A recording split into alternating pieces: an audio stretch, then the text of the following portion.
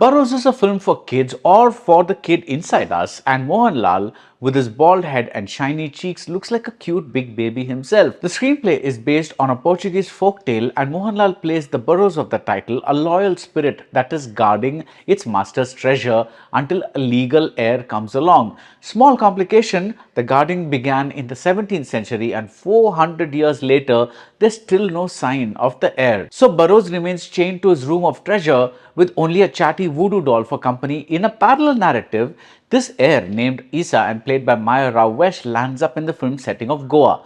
How she meets Barroz and whether the treasure reaches her hands forms the rest of the story. How is Mohanlal as a director? That's the question I had while going into the movie, and it turns out his vision is very strong. There is an early scene, a sort of set piece if you will, that climaxes with an embarrassing accident for a minister. Like everything else, and like Mohanlal's own acting process over the decades, Mohanlal stages it casually. He doesn't build and do some hectic cross-cutting or escalate the music, and the minister's embarrassment doesn't come off like a punchline, like a visual joke.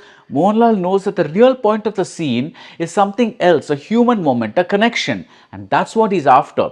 The pacing throughout is a bit off, but I didn't mind. Except for the climax, Barroz is not a thrill-filled action adventure as the premise might suggest, and that's a relief. In these frantic times, it's nice to watch a film take its own time to tell its story.